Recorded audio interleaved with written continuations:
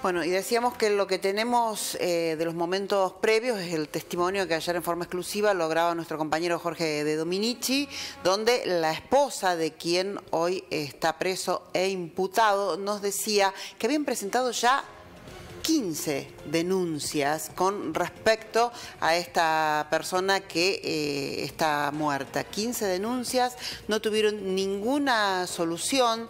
Entonces uno se plantea una serie de interrogantes. Que en el caso particular de la familia González, ellos hablan de 15 denuncias por hechos de violencia, de amenazas, hostigamientos, delitos como robos domiciliarios, pero en el contacto que manteníamos con los vecinos, ellos hablan por lo menos de 40 denuncias que en el último tiempo se habían radicado por distintas situaciones. De hecho, hablan de intervenciones concretas de la policía, de detenciones o demoras que se realizaban hacia la pareja, pero que rápidamente se diluían y que nuevamente llevaban a que estas dos personas volvieran al barrio y siguieran cometiendo esos Claro, hechos. porque la semana pasada creo que uno de los testimonios indicaba que habían estado detenidos. Sí, por un robo en la misma calle, ¿no? Fueron liberados y se produjo esto el domingo. Pero hemos convocado para que nos ayude a mirar esto, a interpretar. Necesitamos una mirada técnica y quién mejor que el doctor Jorge Medina, ex fiscal de Cámara, una amplia experiencia. Doctor, gracias por venir, gracias por su tiempo. A ustedes, buenas tardes.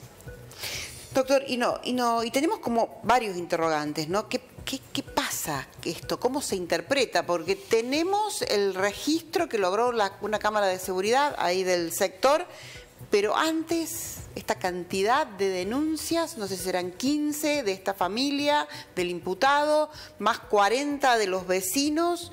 ¿Qué pasa con la emoción violenta? ¿Qué pasa con la defensa propia?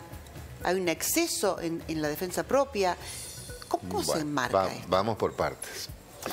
En primer término tenemos que decir que la causa está en una etapa procesal que es la investigación penal preparatoria. Esto es donde se junta, se colecta la totalidad de la prueba que luego será rendida en el juicio oral y público. Lo que le va a tocar al fiscal ahora es determinar las distintas circunstancias que acabamos de ver en que se desarrollaron los hechos y la calificación legal. En principio, lo escuchamos al doctor Moines, se imputa a esta persona en el delito de homicidio y tentativa de homicidio, respectivamente de cada uno de los integrantes de la pareja. Ahora bien, el tema de la legítima defensa, no. La legítima defensa, conforme al artículo 34, exige, del Código Penal, exige que esté inmediatamente en riesgo la vida o los bienes de una persona. Es decir, es una reacción, podría decirse, una causa de justificación. Es decir, yo ofendo un bien jurídicamente protegido para salvar el mío, mi vida. Tiene que ser en este caso consecuente, ¿no? Inmediatamente. Que haber un robo, una situación y allí la Exactamente, ahí podríamos hablar de legítima defensa. O sea que descartada la legítima defensa tenemos que ver lo otro, tenemos que ver la emoción violenta. La emoción violenta es un estado mental que impide a la persona dirigir sus actos, controlar sus acciones. Se pierde la capacidad judicativa, es decir, uno entra en un estado de confusión mental, de alteración, que hace que directamente les resulte imposible dirigir sus acciones. Es lo que normalmente la gente dice, se saca. Tengo entendido que había un antecedente previo donde el acusado había sido víctima de un robo y que eso lo había puesto Claro. Ayer la señora, la esposa, nos relataba que momentos previos a esto había intentado voltear la puerta de la casa, había estado golpeando, después destrozó un paredoncito, se rompió un caño de agua, entonces que había mucha agua en el sector y después ocurre esto, según el testimonio de la esposa de quien hoy está detenido. De confirmarse eso, esto es ya del área de psiquiatría, pero el médico psiquiatra va a poder evaluar si efectivamente estos antecedentes son una causa real del accionar de esta persona, que por lo visto es una persona que no tiene antecedentes penales y que ya llegado a este extremo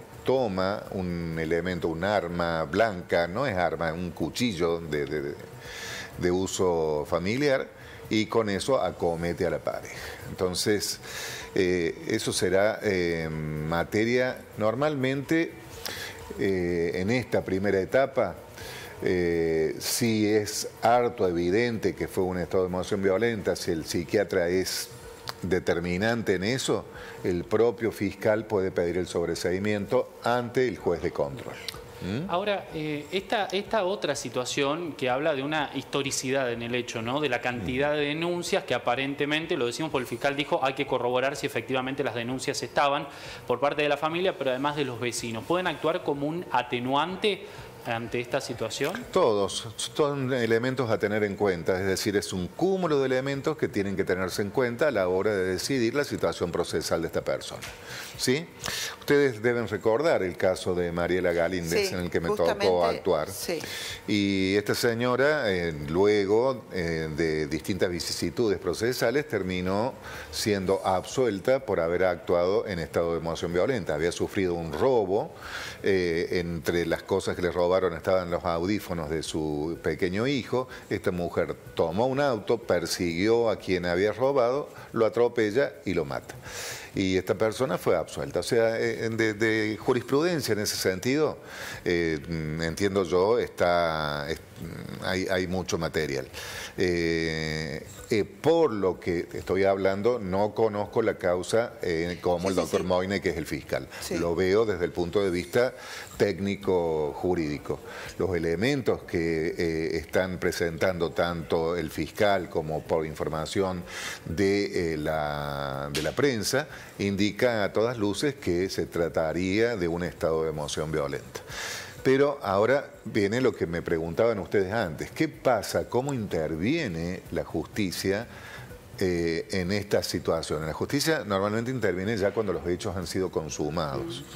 O sea que debería actuar el organismo de prevención. Pero se han hecho denuncias por hechos que en determinados sectores de la ciudad son lo que llamamos en criminología hotspots, es decir, lugares calientes, y que están perfectamente identificados e inclusive se trabaja sobre el mapa de delito.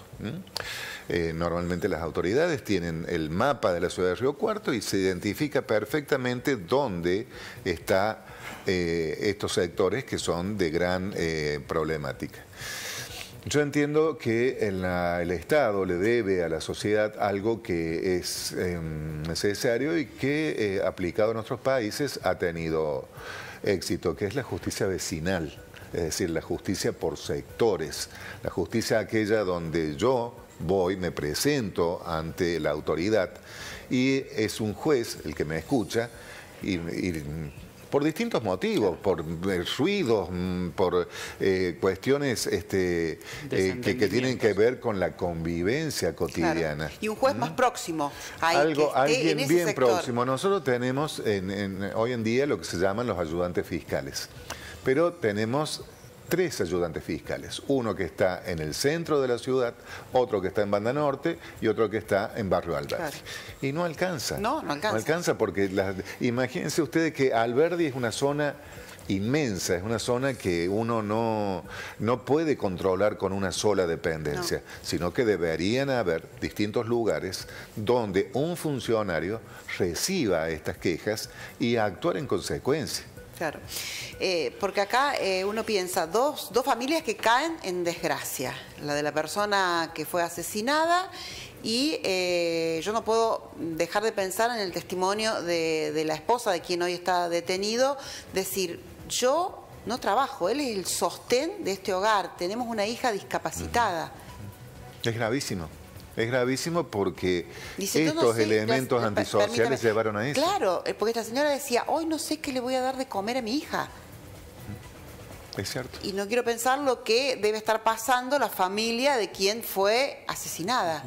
Sí. O sea, ¿Por qué no se llegó antes? Porque falta prevención. Claro, toda esa cantidad de denuncias. Falta prevención, y la prevención es, digamos, desde el punto de vista técnico, entiendo yo que la prevención es más importante que el castigo.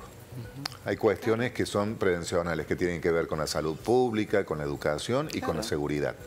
Y es mucho más importante, porque yo, si voy hablando de salud pública, si voy a curar ya a una persona que se ha enfermado por determinado hábito que tiene, llego tarde. Claro, un cáncer que ya está muy avanzado. Hay que trabajar en la prevención. Y en cuestiones de seguridad pasa exactamente lo mismo, porque después estamos ante situaciones que son irremediables. Una vida que no se recupera, una familia que queda destruida, ¿no? Y a expensas ahora de decisiones judiciales que llevarán muchísimo tiempo también. Esperemos que no. Esperemos que no, sí. No recuerdo, Mariela Galíndez, cuánto tiempo estuvo. Y porque lo que pasa es que primero lo que tuvo fue la suerte de estar en libertad porque tenía a su niño discapacitado. Entonces llevó un tiempo, porque primero fue un juicio, en un juicio se la condenó. Yo me acuerdo que había pedido, actuábamos con la doctora Nieto, y fallecida, y en su momento el tribunal entendió que había homicidio simple, entendió que había sido un caso de justicia por mano propia. Fue en casación, el Tribunal Superior mandó a realizar un nuevo juicio y la Cámara en lo criminal de la Bulaye terminó absolviéndola por por emoción violenta. Y se tuvo que ir de la ciudad. Se tuvo que ir, se terminó separándose, porque yo me acuerdo que hablaba con ella y el marido. Terminó separándose, esa pareja se rompió, ella se terminó yendo de la ciudad con su hijo. Por las amenazas que recibía. De todo. Sí, entre otras cosas, ¿sí? Sí. O sea, una familia destruida. Sí, Doctor, así fue. Muchas gracias por visitarnos y por ayudarnos a entender. No, gracias a ustedes y a disposición, como siempre. Gracias, doctor. Gracias.